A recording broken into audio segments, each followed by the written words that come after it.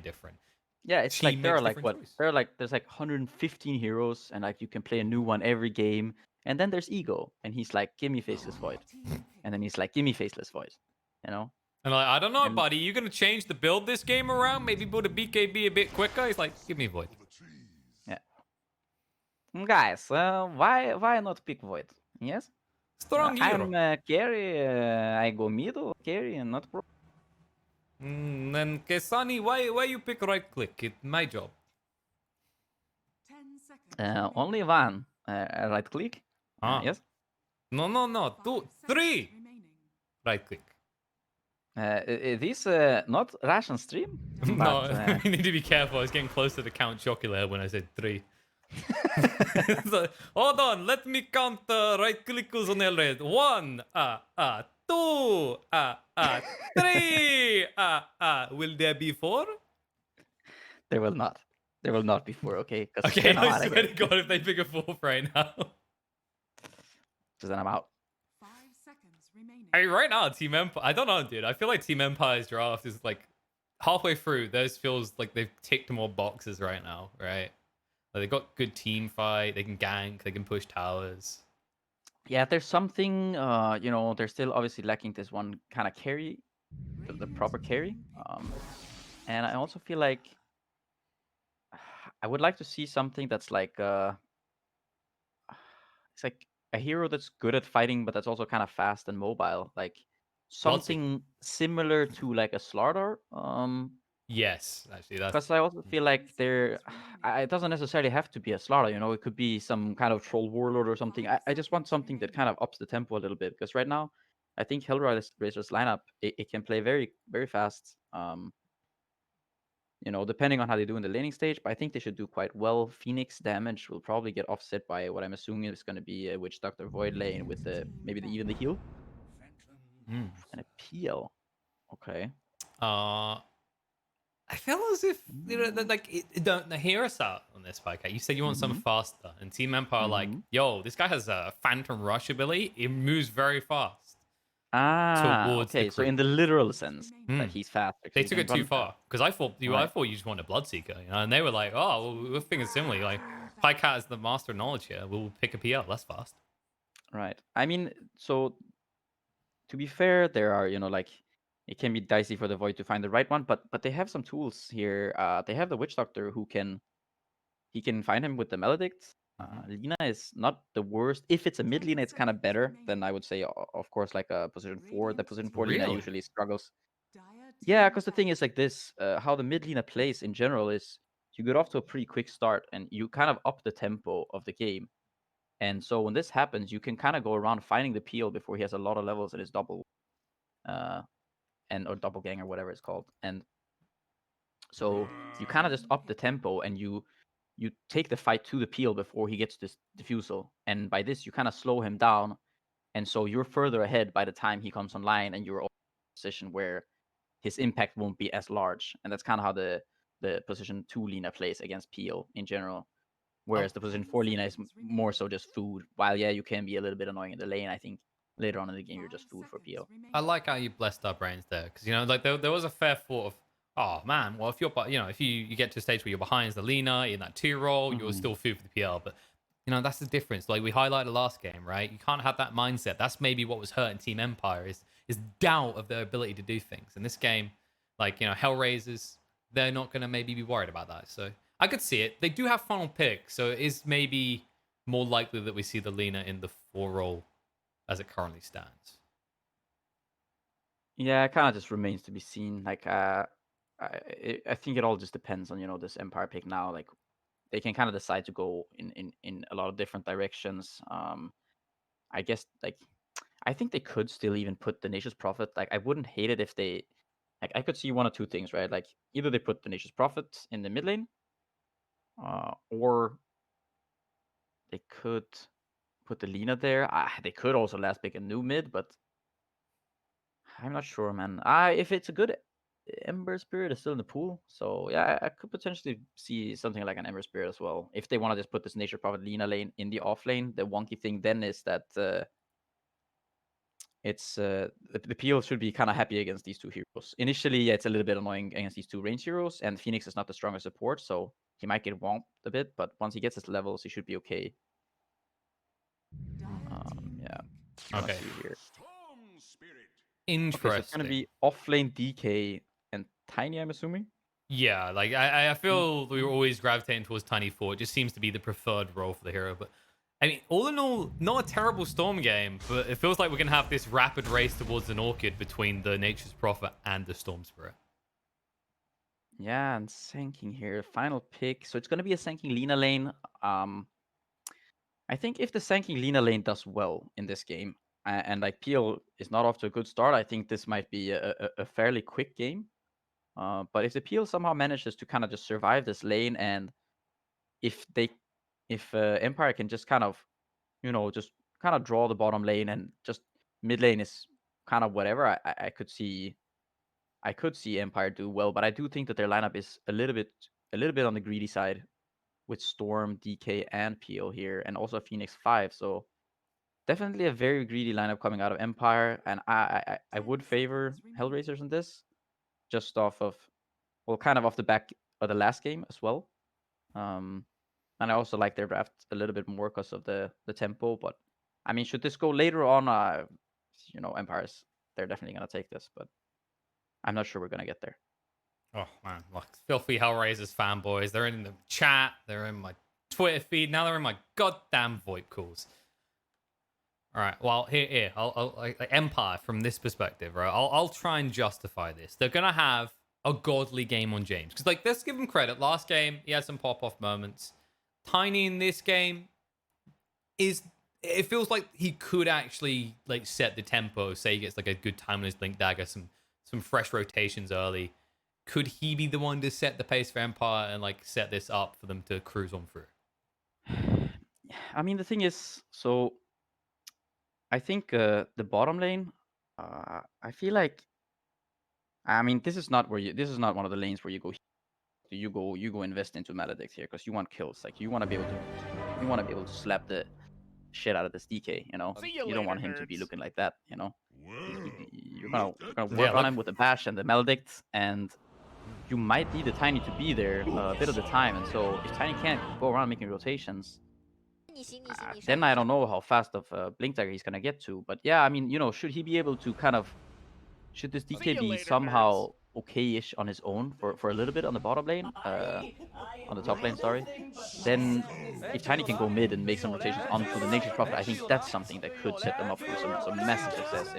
With the Storm getting 6, kind of early on, and then Tiny making some rotations, getting Storm and Tiny off to a good game here, I think that's your kind of key to success here. Those two are the playmakers that you're really looking at. You want to consolidate the DK. He wants to just get his levels and some casual whatever bracers, treads, it doesn't matter, yada yada. And then it's kind of up to the Storm and the Tiny to dictate the pace of the game. I reckon Peel is going to need quite a bit of time to just farm. After having played against this Sanking Lina lane, he's going to be forced. Oh, uh-oh. Smiling Knight. He's leveled the Doppelganger as well. Can he get up? Just about. However, they can still kill him. Like, this is the easiest finish for a kill. Yeah. Fine, yeah, let me just get my little claws ready. He was like, I mean, he saw them coming. He saw them from a mile away. The Sanking is not allowed to walk up to you with a 400 stun cast range and just use stun on you, followed by all these other stuns. Like, he saw them coming, and I'm not sure if he was, like, maybe he was, I don't know if he was tapped out or if he was just looking the other way or looking somewhere completely different, but very odd that he actually gets caught out here. I mean, if this was a pub game, I would argue that maybe he saw the enemy's draft and didn't like his chances of winning. But, in this pro setting, it just seems, he's probably a little bit distracted. I wonder if he's keeping that smile up that's in his name, because not only did you give first blood to your opponent in the lane, also you've been forced to start with Doppelganger. I mean, he's Smiling Knight, right? So you give him DK, you give him CK Omni, he's fine. But dude, click on that Phantom Lancer picture and tell me, is that Lancer smiling? Because I mean, he ain't, but he's kind of dressed like a knight, right? I mean, that does not look like a frown turned upside down, No, maybe if they like hang him upside down. Maybe that might be Give him the Storm Spirit. Taunt. There you go. Actually gonna pressure him a lot as well. Like he's got reasons to frown because Witch Doctor's still here. It looks like Miposhka's finally gonna go top though. Realizes he can't leave Ego alone. Yeah, I like what James is doing here. He's just kind of dragging the creeps, and hopefully he's just gonna deny some. Well, deny some. I hope most of these creeps off to his own wave. Just deny XP to the Void. And yeah, we already see like Shaklo, he's pushing in with this wave. He did go for the Dragon Blood level 1. That's okay, you know, whatever. It's not. It's a Dragonite. Doesn't really matter that much. Yeah, it's just a Dragonite, you know. He's just there. He's just there getting some XP. There are some heroes that, you know, for most of us are snooze fest. Don't get me wrong. There's plenty of high skill players that can make DK look interesting. It's just the start of his game is usually not that. Yeah, Storm trading quite a bit here. He does not have a Cell flying out to him right now. And Whoopsie. Prophet does, so this might be a little bit tricky for him here. He also did go for the Electric Vortex level 3, which I would imagine you don't necessarily want to do up against this Prophet lane, because I feel like you don't really want to get too close. Like you just want to be able to kind of remnant or overload on these treants here. But then again, this guy might know what he's doing. Let's see. Oh, he's definitely feeling the pressure right now. Probably shouldn't be tank the tower either, especially since Kisani's gone for the Blightstone. So like, there's a bigger emphasis on getting rid of the Treant army, and that's going to make it harder because he went for that 1-1-1 build. Yeah, Storm's still struggling to get his bottle here. This part of the laning stage is the the most tricky one, because he really needs to get his bottle. Oh, he gets the creep denied.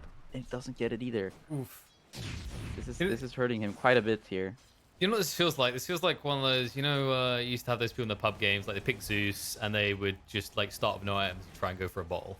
And you just watch them kind of get starved out in the first wave and then not feel like a hero. Like regen-wise... Yeah, just like struggle city, basically. And this tiny rotation would be fine if this bottle was already out, because he would be higher HP and they could kind of make this play happen. But now the smoke is going to probably run out. He's going to be forced to do this. Okay, Sani needs to really stand his ground because the Vortex is dragging him in. Instead, he's just trying to run away. The Fairy Fire trying to save his life. The mischance, though. Now the cast turnaround. Miposhka will force them away. Keeps the Nature's Prophet alive. Lightless should just about be okay. He's got the bottle to heal him up a decent amount. But that gank attempt is a fail. Aye, man, that's gotta hurt so much. He invested that smoke. Yeah, you do force the rotation from the Witch Doctor, but, that's okay. It wasn't first blood, but, a kill on the mid hero can be so impactful at this point. That's gotta sting. Yeah, and now Miposhka gets the benefit of just having a lively courier in the shape of Kaysani bring his items out. It's not like there's any loss of him not being top as well. Like, it's a Dragonite. He's going to do what he's going to do. Ego's going to get the CS that he was going to get whether you're there or not. Yeah, and right now I'm kind of liking... I think what Empire's got going right now is it's kind of fine. Like, the Peel, yeah, he died first blood, but he's okay. He's farming in the bottom lane. Yeah, Sanking's farming a bit too, but... like, this is not a Peel who feels like he's getting very bullied. Yes, he got first blooded, but at this point, it's kind of, it's kind of whatever. Yeah, he's recovering. There is a concern that, like, Funnick, even if you, like, stalemate and you get reasonably similar CS, the Sand King is going to have a lot more presence early on in the game. And I guess the bigger concern I have for Empire is, like, who your pacemaker is going to be. Like, if Lightless doesn't pop off in mid, it's a hero that needs to wait until level 12 to really make plays happen. Almost feels like Slatchlow is the one who has to be kind of the omnipresence for Team Empire in the first, like, 15-minute window. And instead, he might be the one dying.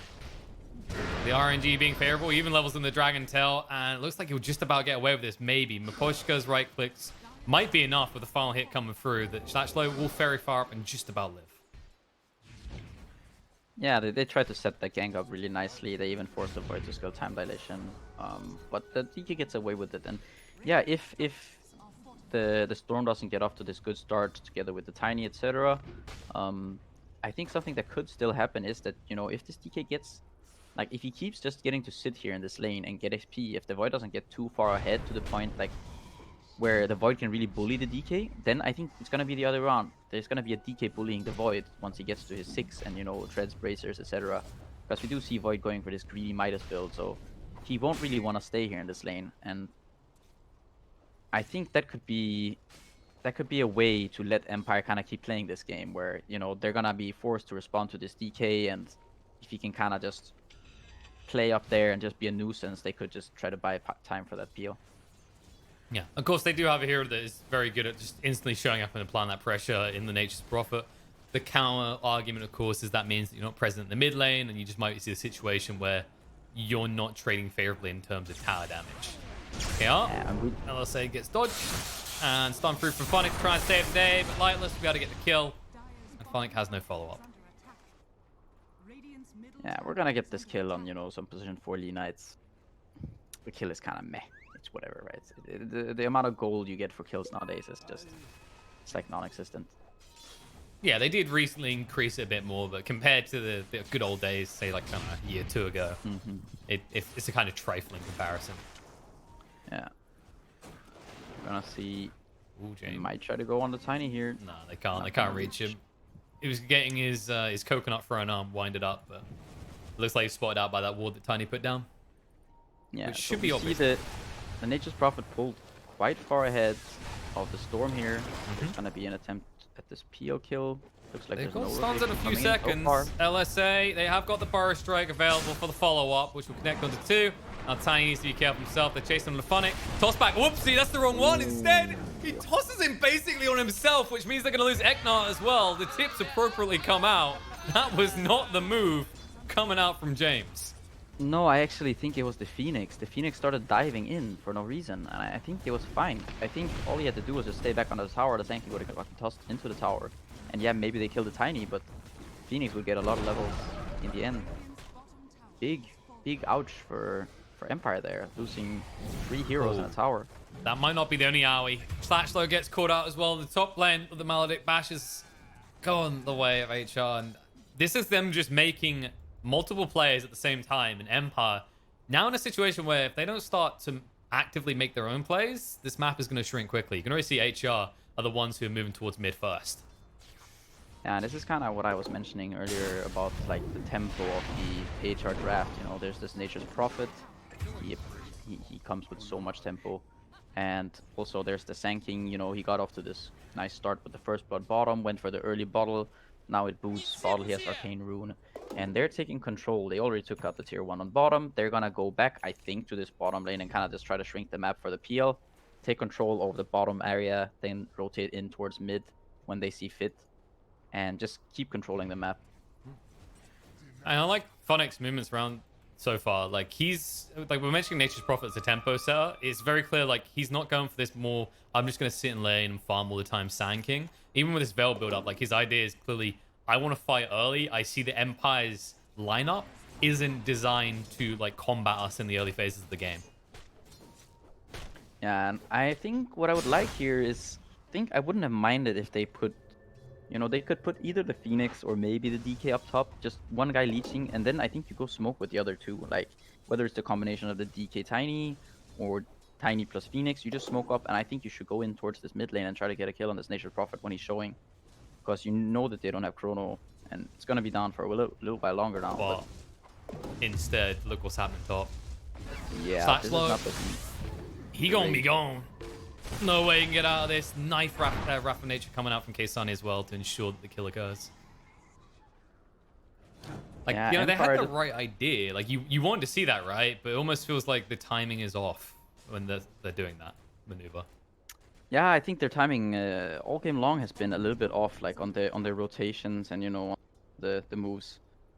I really want to see the Storm get more active, and whether it's bringing heroes to him or him joining others, I think he has to now be the one who kind of joins the party and tries to fight and make things happen, because PL really doesn't want to. But yeah, he's here, and Phonic even gets the rune. He slips up the courier though. That was going to be his complete fail as well. Phonic needs to actually escape. He's already used the Burrow Strike. Eknart is burning down as well, so they're just going to have to let Sankin go. He is dead. Yeah, it's something, but at the same time, I think the bounty trade-off was 3-1. Favoring HR, and so they're getting further ahead in terms of gold. Also with the Void having the Midas, and Nature's Prophet just keeps on scaling. He's gonna get a very quick Orchids at this point, also combined with the Treads. So yeah, you already see that Lightless knows he can't race him on this. He's actually going for the Yules. Yeah, I think this is a good choice for the Storm. You don't want to get... This might not be a good choice hanging around like this. They have got the Chrono, if they can get close enough. Looks like he's able to move away. And toss away by James, and sure that Push can't hunt him down either. They failed to deny the tower though, so kind of a big rotation up there, and they still don't really accomplish that much with it. They just gave away the Void's position. Now they know that he's gonna not be able to go anywhere else. There's gonna be, I like this though, it's a quick smoke coming out of HR at least, kind of leaving this area. And while the Void might be kind of stuck there now, he is rotating mid, and there's gonna be a big rotation to this mid lane. Yep, Fire Strike through. On the mark, the LSA follow-up. Laguna to shut down the DK almost instantly. The pings are coming out.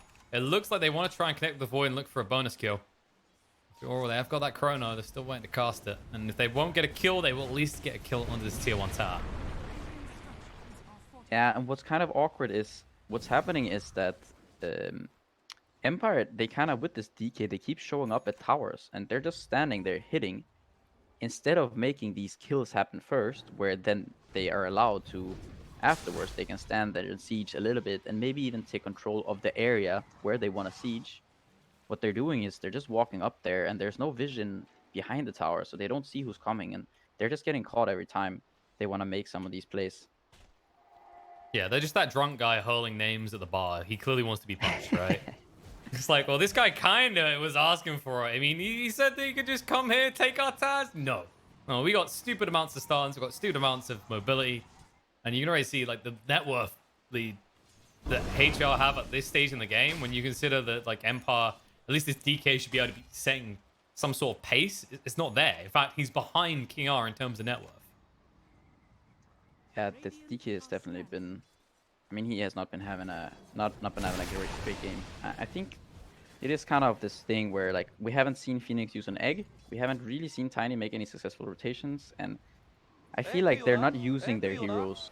You know, they're not really doing anything. I feel like there are options they could do. You know, they could have made these rotations with where the Phoenix just dives in from fog. You slow down Nature's Prophet, which allows Tiny to catch up, and, you know, use the spells in combination with the Storm, and you can make things happen. But I feel like they're just not, you know, like, what I've seen is the Tiny going mid alone, and they just don't have enough damage to kill the Prophet fast. And so there are counter rotations, and things just end up failing, and I feel like they're not bringing the right numbers to their rotations. No, I think they're maybe just scared of diving anywhere with Eknar after what occurred bottom. You know, it's this negative reinforcement feeling. And instead, HR, it can just keep getting more positive. They're looking for a big kill because they just got the Orchid completed. The world is kind of their oyster at this stage. If you're Empire, you have to know this IM is coming up soon. And when you look at the Storm Spirit, it still hasn't quite got the Yules complete yet. Yeah, just he's still a little bit off that Yules. You know, it's like what 700 that he needs to pick that up. The one thing, I mean, it's kind of like the one upside, kind of, is that this PL he's getting close to his diffusal, but he's gonna need a lot more than that, and I don't like the fact that he has queued up the hood after. I think he's not allowed to buy this item in this game. Is this Pycat's official no? You just ban it. You slap him on the nose, say no. Heck no, no, bad bud. You can understand that he wants to be able to survive some of these Sanky Lina spells, but I feel like the way that you have to play this game is, I think you have to play this on, like, getting a faster Manta timing and getting to level 15, where you get to the point where you're able to get out of the Orchids or the Prophet so that you can split push properly. Yes, you're going to have to worry about the sanking and to some extent the Void, but, you know, you get tanky enough and you can make these plays with illusions and kind of have your team play with you. I feel like this hood shouldn't necessarily be something that you need. Oh boy. What you need is more lives, because Tiny's about to lose his. Orchid and the follow-up bash ensures there's not going to be any initiation tool coming out from the post 4 of Empire. I get where you come from, right? Like, cause sometimes it feels good to get the hood, because not only does it mean that you're not really killable, so you have that split push option, but you could shock the fights with the Diffu. But you're so far behind that, honestly, if you can't purge that Orchid, like, Kesani has the option to kill anyone on Empire's side with that Orchid. And they might be able to find it. Ooh, Funnick. Whew. That's a crazy guess, to be honest. That's insanely really close. crazy, making that stun. I mean, I'm very surprised that he tried that stun. You miss 100% of the stuns you don't shoot for. And Lightless, able to find another kill. So both the supports on the side of HR have been punished, and I like this by Empire. They're now bringing it to their opponent's side of the map. They don't want to feel pressured because so far, really, you could see how HR have started to invade that bottom area and bring the pressure to the Radiant side. Yeah, and you know, finally we see something of Empire, right? Like they're making a move, multiple heroes. They're getting 2 support pickoffs, one with a dominating streak going to the Storm, and then they also translate this into a tower. So, you know, finally they're making something happen with multiple heroes, and you can see how you know how big the gain is from this. They're buying themselves quite a bit of time here. And then it feels maybe like HR also getting a little bit too lax. Maybe they should be stacking up a bit harder, or like to try and force these fights, because K-Sign's had this Orchid, and so far we've seen him think about many plays but only really make one with it. Yeah, and so I mean, I think something that you can see sometimes when you see, I mean, like these are not the top tier teams of Dota, but I feel like something that you can kind of notice to some extent is that when these teams, they make a bunch of plays happen, sometimes they get lax for a moment, you know? They don't know what's coming next. And this is something that with the better teams, it doesn't happen as often. And you can definitely tell. Oh.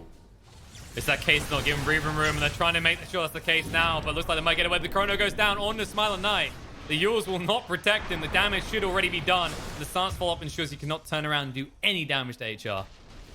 Probably the best target they could find, because of course that is the win condition for Empire. But Lightless able to skip away with that haste rune. Not friend himself. Yeah, it's just this thing where, you know, like you become relaxed for just a minute, or, you know, very short period of time, and you can lose so much. Well, we might see Empire lose more heroes here. Stance comes down to James. They have got the Sprout. They'll trap him in. The Coconut follow-up is enough to ensure that he is going to die as well. And they're also going to get this tier 1 tower. And I like that you bring that up, right? It's like sometimes it's complacency. The other thing that we see from a lot of these teams is this kind of momentum, and then get too cocky, lose one big fight. And really what kind of shows you like the higher caliber team is how quickly they recover from that slip up, right? And it does feel like HR right now are doing everything they can to recover from that slip up. Not enough to kill off the DK in the mid, but they are clearly setting the pace all of a sudden 1 minute later. Yeah, at least a good decision there from Shaklo, recognizing that he could pour it out there. But I was gonna say the one thing I feel like is kind of happening is like Empire. What's happening is they're losing a lot of engagements, and so it seems though as if their mentality becomes, okay, we can't fight, so we need to spread out and farm, and so until we get strong enough. But this is like, it's the complete opposite, I think, of what they need to do. I think at this point, I think they need to be more grouped up, you know?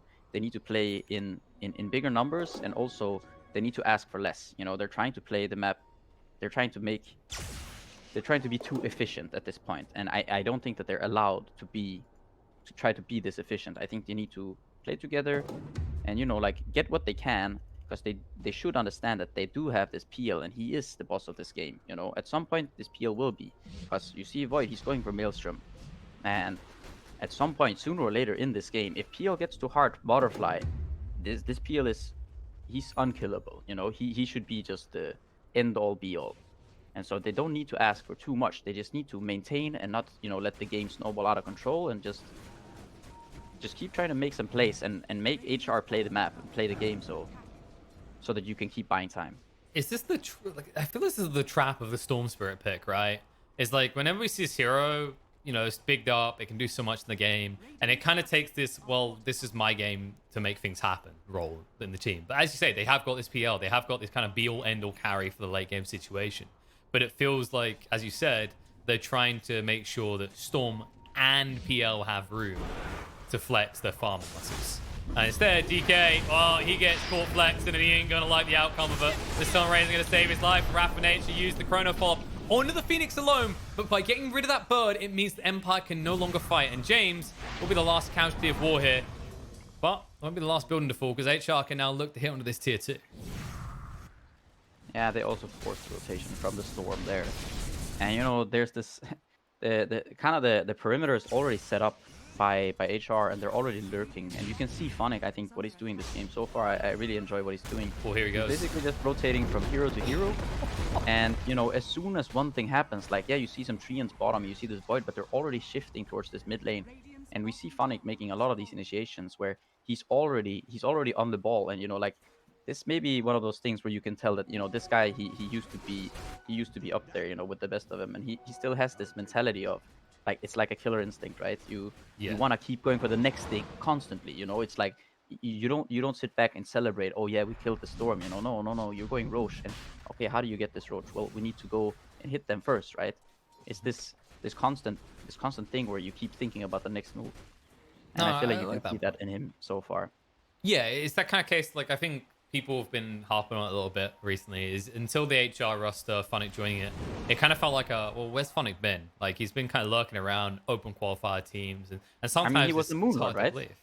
He was a Moon Lord. Yeah, he was a Moon Lord, right? For a while. Yeah, he's just like he's not really been on the radar for people. No, but wasn't he was the Moon Lord for a while, right? And yeah, he did his thing with the Moon Lord stuff, and then people were kind of, you know, they maybe got a little intimidated by the Moon Lord, and then, you know, he was cast out, and now he's back. Whoa, okay, and here he is again. Jonas, he's back to stay as he jumps straight in on 2. They dangle Miposhka so perfectly. Tiny has to buy back instantly. BKB on Kisani means he's not a target, and Slasher's going to go down instead. He's dead. Eknar hasn't even used that egg yet. Phonic still hunting. He can smell blood in the water, and this shark wants to bite, but it's actually going to be a bite coming out from Empire as they take a chomp out of HR in the shape of Lina. And Lightless, oh boy, we've all been here before. But Phonic, he's been here too many times. This man has been on point time and time again with these stuns. Finds the additional kill. Once again, wins the fight for his team. Yeah, and you can see even like from the pings there, and even from the tip that his teammates are recognizing, and you can see that he's like right now in this game, he's the leading force. Yeah, the Prophet and the Void, they have their net worth, and you know, well, you have no deaths, but you can see this guy, you can tell that he's kind of dictating the pace of this game, and you know, it shows that he's been around. Yeah, it's like I think one of the kind of classic adages is usually the best players are the ones that have lost the most, right? It's like it sounds weird to me. It's like, wait, what? But how can you be the best player? How can you win so much if you lost so much? It's like, it's the fact that you learn so much more from defeat. You learn so much from playing better players. And like Phonic has been that guy right now. He's like proving that a lot of commitment, constant commitment, has kind of allowed him to hone that skill, and he proves why, you know, sure, this guy isn't winning TI anytime soon, because this is, well, obviously they didn't make it to the Immortal League, but when you put him down with these tier 2 teams, he instantly shows you how easy it is to just manipulate them and play the game. And here he goes again. There's no follow-up this time, or is there? There's the Yules, LSA on mark, and he used the dive as well. Oh man, do we have to keep? I feel like we have to keep bigging him up, Cat. We were just saying how amazing he is. He goes finds another kill, then another one, then another one. It's almost like he can hear us, and he likes having his ego stroke. Nah, I think it's just the idea of, you know, like, just keep looking for this thing. And I also think to some extent, I mean, Empire are making it very simple for them. I have to say, I feel like the way Empire are playing this game is not to my liking. No. I think they're kind of splitting up way too much, and they're just, you know, they've it feels shown like they're not unwilling to fight. Like that's the most baffling part. And they're not paying attention, it seems. You know, they're just getting caught, and then like a few seconds later, they're getting caught. You know, like right next to where they just died. And so I just feel like they're making it way too easy for HR to do these moves. With that said, I like, you know, like, I'm not saying that at this point Empire have, you know, an amazing amount of tools to kind of just fight back and do all that they want, but the way the game started, it was not terrible for them the first, you know, 5-6 minutes, and I think they had chances. I just feel like they're not really taking those chances. No, it's almost like just giving too much respect. Like, they're kind of not understanding that, yes, HR are substantially ahead, 14,000 net worth, but there's still exposable like weaknesses in their draft, especially this combo of the Lina and the Witch Doctor. Like, if you eliminate them, they should be easy kills. You remove a lot of the control that is allowing HR to run over these fights. No, definitely, and that's where, you know, if you get this PO further on into the game, like, the way I want to see them take fights is not like this, because Phonic, you smell that? That's more blood in the water. That's that PL. That's your win condition as Team Empire. Now flopped on the floor dead for 50 seconds. And all you can do is just stare at HR as the long siege is about to begin. Yeah, no, what I was saying is like kind of what I wanted from this the Empire lineup, you know, like this is kind of 10 minutes ago, but Oh god. oh man, this It just doesn't stop. Chrono. I can't finish my thought, you know. No, It's because like, they're not. Phonic won't stop. Like, can you just please stop murdering for a second? yeah, so his blink stun is gonna be up in 1 second, and we're just gonna have Oh, another good, more go. murder. Yep, here we go. Dink! Straight through. Hello, Slackslow. How's that blink dagger serving you? Yeah, but so what I was GG. trying to get to is, you know, they had these moments where I think the PL got defusal and they had this Phoenix egg. You kind of want them to just run in with Storm, Tiny, and DK at the same time, and PL, and then just egg there. You know, like take that fight. Go in. You're gonna lose some. You're gonna win some, and hopefully you come out kind of on top. But